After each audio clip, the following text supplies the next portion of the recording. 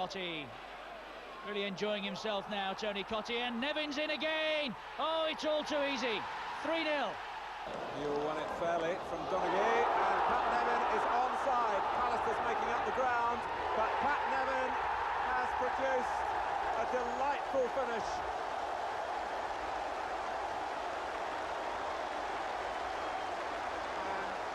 And inside 2 minutes in the second half, Everton celebrate.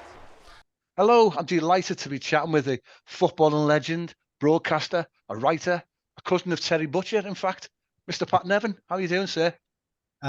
Well, great. Good to be here. The Terry Butcher line thrown in early to a Scotsman here. I kept that really quiet during my careers. Not only was I playing for Scotland and he playing for England, but my history was, well, we can give away with the name Patrick Kevin Francis Michael. I was from one side of the Glasgow divide, and Terry was the captain of the Rangers at one point as well. Wow, I didn't know that.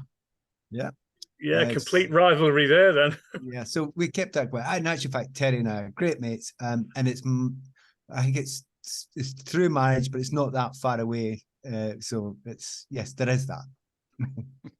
Yeah, we'll come back to talk a little bit about your rivalry and your Celtic links and that. But before we talk about your career, your latest book release, do you have any hobbies outside football, Pat? Maybe badminton with your daughter, because she's a Scottish champion or was, or you still do any DJing up and down the country? Yeah, I do. I get asked to DJ quite a lot, so do it now and again. It's just finding the time for it's really the problem, because I have so many other things that I do. Obviously, the writing for the last 3 or 4 years has been taking a lot of my time, but I've been writing for a lot longer than that anyway. I will admit to the music taking up a lot of my life, but yesterday I played golf, and I love my golf, and I'm playing damn well, I can tell you at the moment. But, like most people, I've always had a kind of very sort of wide Catholic small C tastes with, movies, phenomenal lover of movies, and be it some of the greats to some of the less well-known Ken Loach stuff are in, or even distant voices of their lives.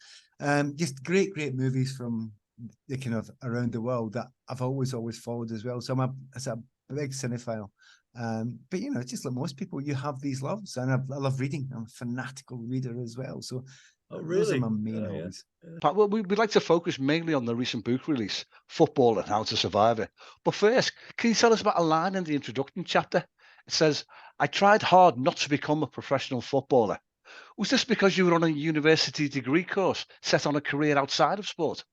You kind of have to finish that quote. I tried hard not to be a footballer and failed miserably. I was quite happy with that one.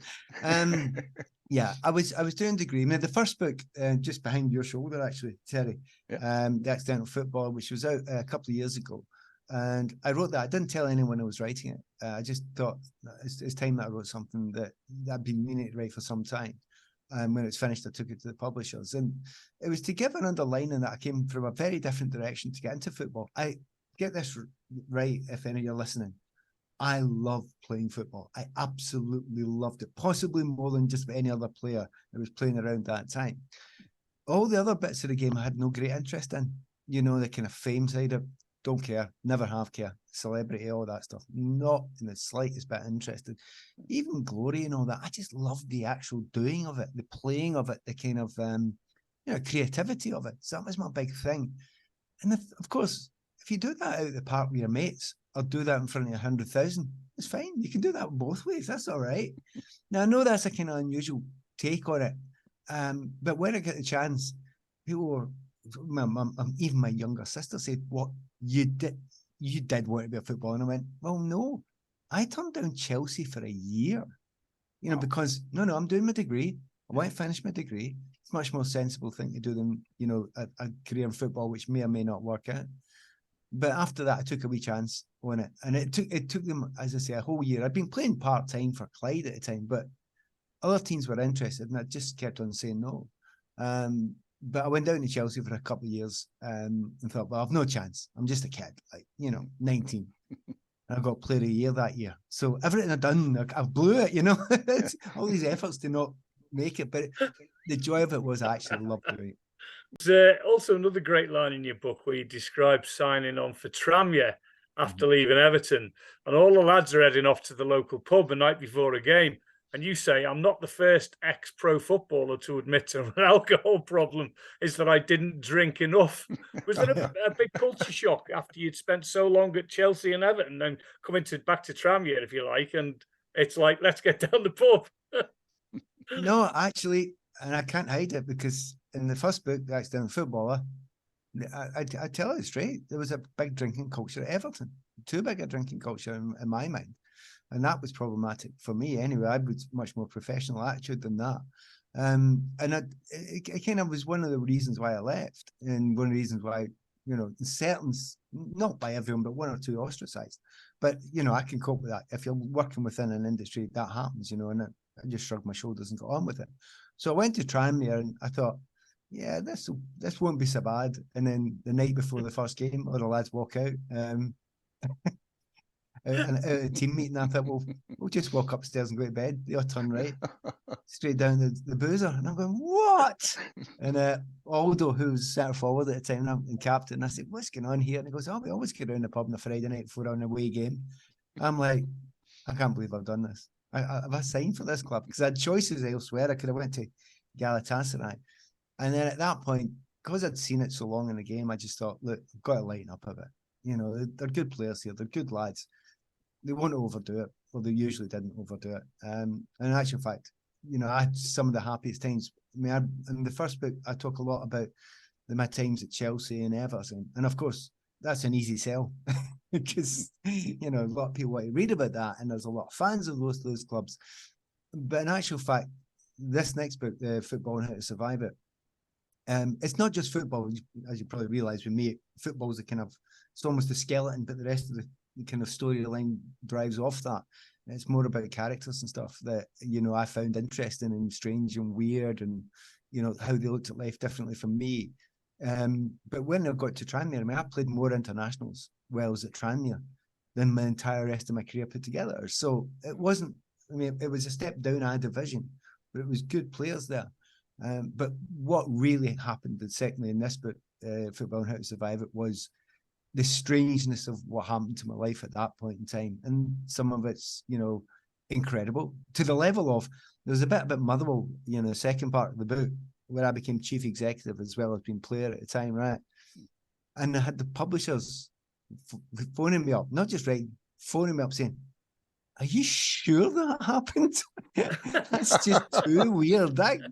And it was that strange. And I think the whole concept of probably both of the most recent books, but mostly this one, the second one, the most recently out one, is we all love the idea of hearing what it's like inside football, right? We think, wow, wouldn't that be great to know what it's like? And you hear people writing autobiographies or biographies, usually ghosted, mine isn't, and it's an insider's view, and that's great, yeah. Mine's is an outsider's view inside, because I'm a complete outsider within that genre of people, within that. I don't dislike them in any way. I don't have any feelings of being above, or just I have different interests. So it's just like me or you or any of our listeners dropping you into that world, because they've had this bubble around them, all this, and so stuff that they think's normal really isn't. So I see the weirdness of what they see as normality, and there's many reasons why I started writing. For lots of it to explain things like it's okay to be an outsider within any industry, but certainly at that point to say, look, you've heard the inside story from insiders, but see hearing an inside story from an outsider, now that's a bit different. Okay. Yeah, sounds it. I mean, we talked to Aldo just over a year ago, but we didn't really get to touch on his Tranmere days. It was a lot about the Liverpool days. Yeah. But I do know from speaking to other former Reds that the similar thing happened at Liverpool. You know, the drinking culture in the 70s and the 80s, you know, going into the tunnel before the match, and the alcohol fumes were amazing, apparently, you know. But, you know, moving on from that, Aldo went on to manage at Tranmere, obviously, as you know, but I think you'd left a few years before that. No, I was still there. And I'll tell you a wee story about that. Oh, were you? All right, okay, you go on. So we had manager Johnny King, and in this recent book, he is one of the best characters. He's a cracker of a character. He had some of the best lines. Famously in sport, the most quoted human being in sport history, a guy called Yogi Berra. And he's an American sports person, right? And just look up, if you don't know his quotes, look up his quotes, right? What was that name again, Pat? Say that name again. Yogi Berra. Not Yogi. I just thought Yogi Bear, another cartoon character. That's where Yogi Bear got his name. Right? From Yogi Berra. Yeah. Look up the quotes, and you will see quotes there that you know. You just know all these quotes. You just didn't know where they came from. They're all Yogi Berra because they're all weird, and you don't know if they're brilliant or stupid or insightful or mental. You can't tell. Well, Johnny King was like that, and I loved him for it because I love language and I love wording and I love wordplay, and he was always mixing his metaphors really badly, and I found this hilarious. The way he used to try his team talks, and so certainly there's a lot of humour in the first part of this book because Johnny King is a great character. But after Johnny King left, we'd struggled in the fourth season, and he was moved upstairs. And what actually happened was the chairman called me into his office and said, "Do you want to be manager?" And I said, "No, not really." I was chairman of the PFA at the time. I've never wanted to be manager of a football club. But he said, "Well, it'd be great. I'm sure it'd be good. You're respected by the lads." And I went, "I'm just not interested in that sort of thing. I don't think I'm the right personality for it." I mean, how many people got offered a managerial job and say, "No," and that's very much what I'm like. Sort of things I do. I will do something for the right reasons. And then he said, "Would you do it to the end of the season?" And I said, "Well, no, I just want to do it." Yeah. Well, apparently he had one other guy that he was going to choose, and that other guy was Aldo. Wow. So Aldo was given the job. Yeah. Now, he might have always given the job to Aldo, I don't know. But he wanted to know if I wanted the job, and he asked me to take it. But Aldo was certainly the right type of personality to take that on board. But as soon as Aldo came in, he just dropped me outside. And whether that was, he maybe seen me as a threat, because, that would be understandable, or possibly he just didn't rate me. I wanted younger players or whatever. I don't know. And you know what? No bitterness.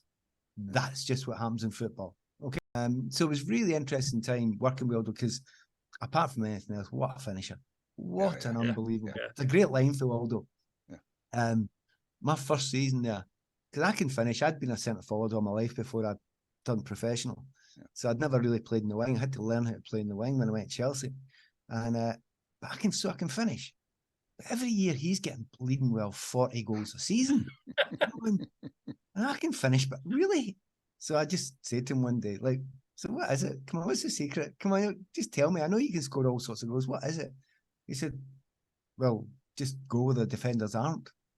I went, "Is that it? Is that it?" I went, yeah.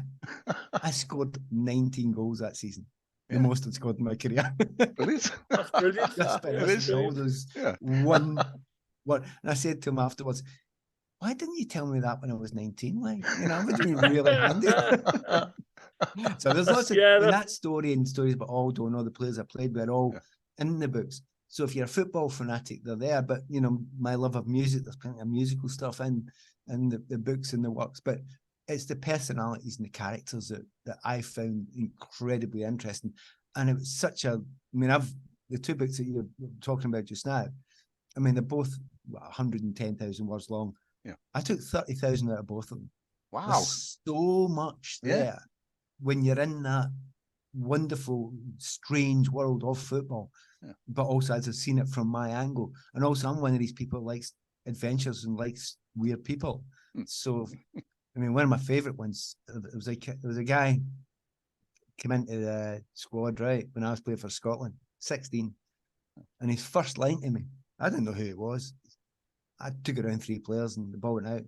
And he said, "Hey, wee man, come here. Right. Yes. And I'm one of the skillful players, right? Yeah. Says, "See, when you get the ball, wee man, just give it to somebody that can play like me." Right. And I'm going, there's 2 ways to take this. I can be offended. I can think, this is an interesting study. Yeah. So I thought, I'm just going to follow this kid and just watch him and spend a bit of time watching his development. And to be fair, Duncan Ferguson, he turned out to be quite an interesting. And there are stories all the way through books about Dunk. But I loved them, and meeting people throughout the game, like Gaza, and see him as a study, and spending time with them. I mean, without giving too much away, I became kind of mates with Pele. Wow! Because it's so, in the stories in the book about he invited me over to stay with him. Yeah. And there's weird things like that. I mean, that's nothing. Certainly my real hero was a man from Merseyside. Obviously, it was John Peel, and John and I became great friends.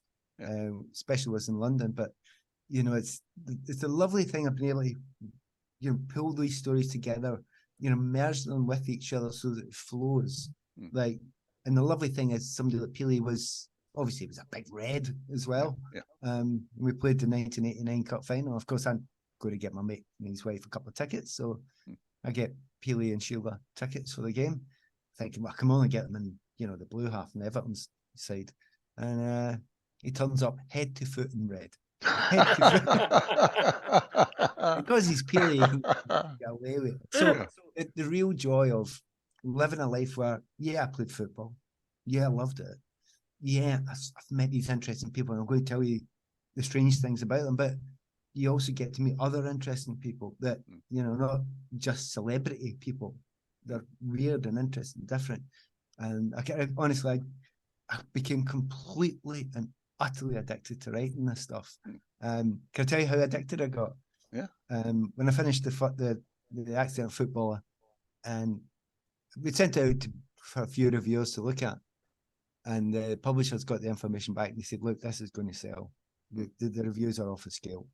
And it was good because it became a Sunday Times bestseller. And I said, well, that's great. And they said, have you ever thought of another one? Writing another one? I went, yeah, here it is. Just gave them it. The day. Your bottom drawer. There you go. Yeah. It was in a USB stick. There you go. Have it. Nice one. Because brilliant. The joy of writing, and because writing and reading has been one of my great passions all my life, and my particularly heavy classical stuff when I was younger. I've got a bit lighter as I've got older, but I was very into Russian and German and French literature when I was in my teens, as you do in the team bus. Wow. Yeah. Do you know what? I've been dipping in and out of both books. What I like about it is that you've done the audio narration for this. Now, I don't, might be just my limited knowledge, but I don't know of any other footballer who's done the narration for his own book. I wouldn't in their own words. Many of them don't write their own, do they? Yeah, exactly. Yeah. Well, it's my work. If you don't like it, it's my fault. I'm afraid. It's absolutely my work. Funny you should say that. One of the nicest things is when I gave the first book to the publishers, they came back with one of my favourite lines ever. They said, "You can write." Oh, cheers! This is the best thing you want to hear, right? It's the best thing. A very, very top level editor saying you can write.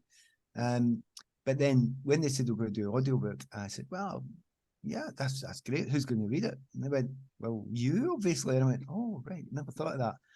I have to say I love doing it. Yeah. It's a very strange thing. I mean, if you're an actor, right, you have to deliver a line. Yeah. And you're delivering it, right? Right. Do that for 8 hours every day for 5 days and project it and get it right. Your diaphragm's destroyed. It's unbelievable. And of course, you're reading ahead as you're speaking because you need to know what's coming. I know I wrote it, but you can't remember every word of course. 100,000 words and intonation and all that sort of thing. So by the second book, it was a piece of cake because I've done it. But yeah, I loved it. And I do hope it shows the authenticity of it. And I have to say, and I'll not try to ruin sales of the book, you can get certain intonations into an audible that you can't. Like there's a story I tell about Alan Hansen. And of course I can do a Hansen accent while I'm doing it. It's great, because they didn't ask me to do accents, but and it was I don't know if you remember this. I'll very quickly tell anyone who's listening so they know very quickly. So I was edited version. I was going to propose to my wife, right? And we were in a restaurant in Southport. But I'd done my knee that afternoon playing for Everton, my third game. And I was going to ask her at dinner, but just before I was going to ask her, sat in the table, showed to the table next to us, 2 feet away, Alan Hansen and his wife. And I'm going, there is no way I'm going to propose to my wife in front of him, because you know what he's going to say? Oh, that's terrible. I can't believe it. What a shambles. So you can do that in an audible. You can bring that sort of thing into it. So I was absolutely delighted to be able to do the audible. Oh, wow. That's a great example. That's brilliant. Did you have your own little home studio, or did you go to a studio? No, you go to studios. Funny enough, the first one was done in London in the middle of lockdown. Because I could work.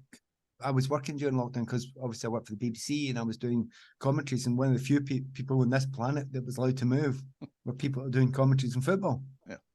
So I had this weird life where I was going down to London, and anyway, but I was I did them when I was down there, and that was, it's good to have that, because you might not, you've got a technician behind the glass, and if you do stumble slightly, and being Scottish, you do slur a little bit, and you have to be understandable, and you also have to remember that which voice do you use? Do I use my Radio 5 Live voice, or do I use my Radio 4 voice, or do I use my Radio Scotland voice? You know, and they can keep an eye on it, because they're not Scottish, and they can hear if, you know, the listener will get it all. Thinking that some of the reviews have mentioned the fact that you don't gloss over the highlights, you get down to the nitty gritty. I know you've covered some of this, but you give like a brutal and objective assessment of how smaller clubs, how they run, and how the effects of pressure on family life. But outside of the game, a lot of people imagine the short lifespan of a professional footballer to be all about a fabulous millionaire lifestyle. But as the title suggests, it's a matter of survival for some. It is, and certainly it is the case now that, you know, the vast majority of the very top level are multi-millionaires many times over. I mean, I left the top level in 1992. Just before that period. Which is the year the Premier League started. Right? Yeah, the Premier League started, right? And there, by the way, there's not a hint of bitterness from me. Not a hint. There's nothing. Okay. I had a great time, right? So none of that stuff. Can't be bothered with that stuff. Yeah. But I was trying to explain to people, you don't. That's a very. Terry, I'm really happy you brought that up, because it was a big part of the story I wanted to put across, without, you know, tub thumping and shouting at people, to explain that everyone else looks as if they're having a great time, right? Yeah. You don't know what they're going through. Now, at the time, certainly at Tranmere, there was some terrible things that happened behind the scenes. There was a number of people who died. It was dreadfully hard. We found out our son was autistic, and at that time, very, very little knowledge about what that was, and we were going through hell. Yeah.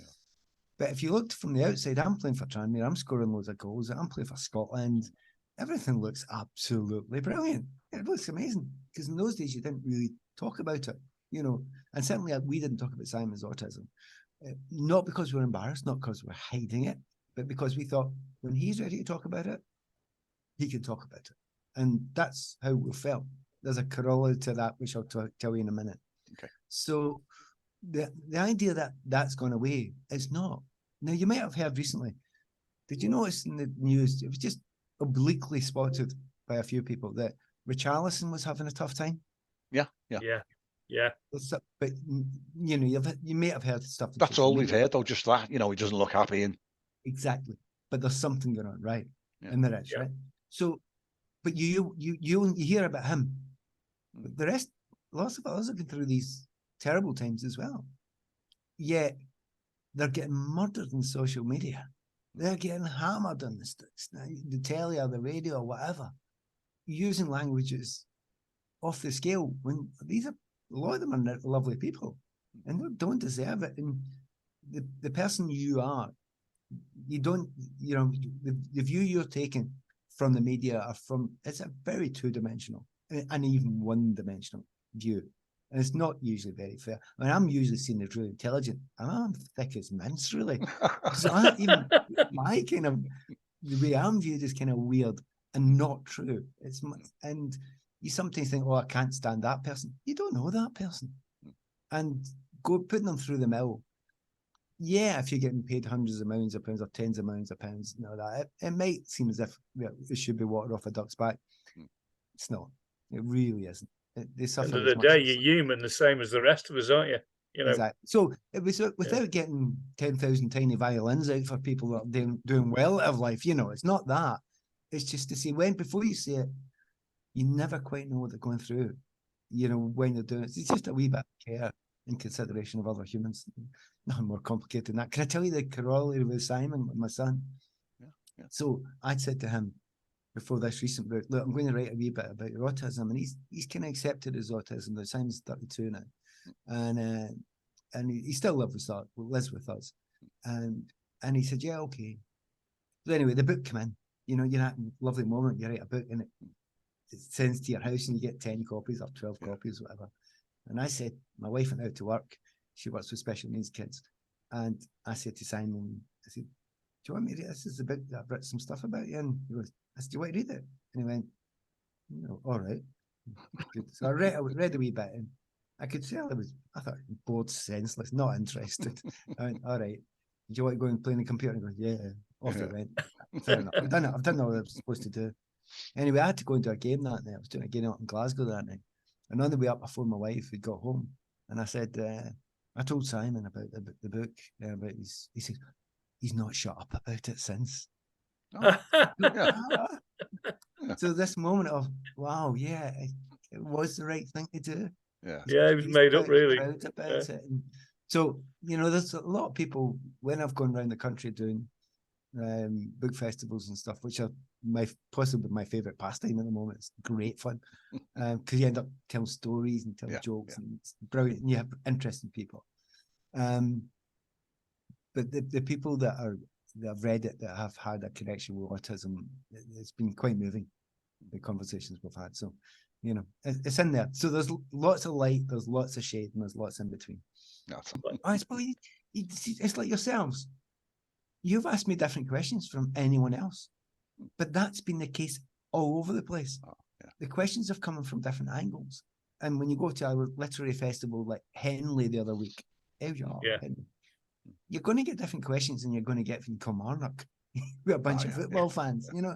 And that's the kind of joy of it. And I've sort of gleaned so many stories and met so many interesting people and made new friends for doing it. It's a brilliant thing to do. Did one in Liverpool, the university, last week.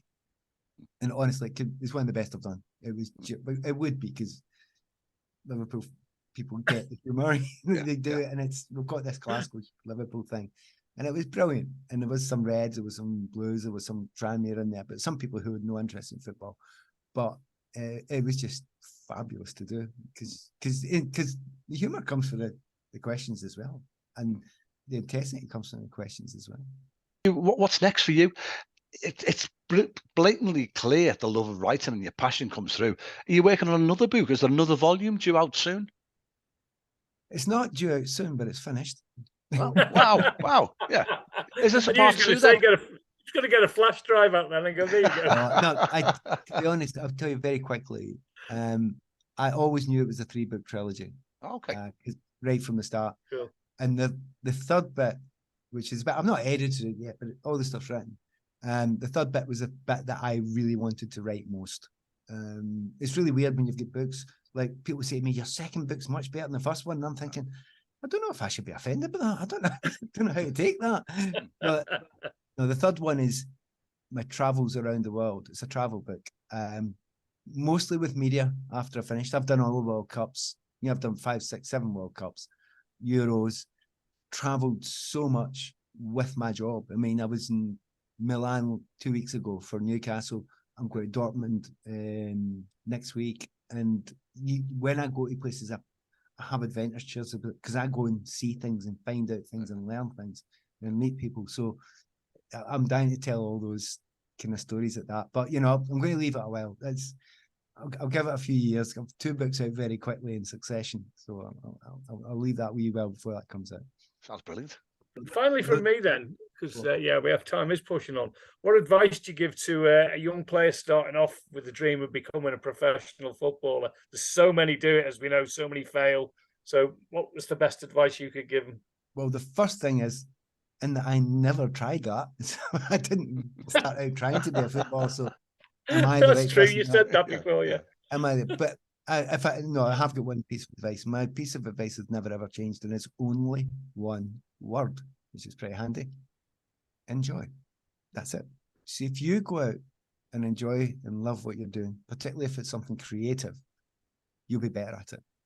So if you're not pushing, and we've been sold a pup that we always have to push for the top and kick everything out your way, and it's not really like that. If you go out and do something and you're good at it and you're creative and you love it, you will keep on doing it and you will do it much, much better. So I think the best thing is the very small percentage of people will ever make it to be professional footballers. There's lots of things you need, including luck. See if you just do it for the pure joy and love of it and the enjoyment. It actually doesn't matter whether you make it or not. You'll be happy. And that's much more important. Excellent. Brilliant advice. Yeah. As I mentioned, time was catching up with us, but it's caught up. But listen, this has been an absolute pleasure. It feels like we've been chatting to you for about 30 seconds. Really for another hour here. It's great. It's brilliant. It's really good. It always happens with these things. There's so much to share, but I've been fortunate the life I've kind of lived and the kind of places that I've been and done and the jobs that I've done. You couldn't really fit them into. You can't actually fit them into the two books, which is a good thing.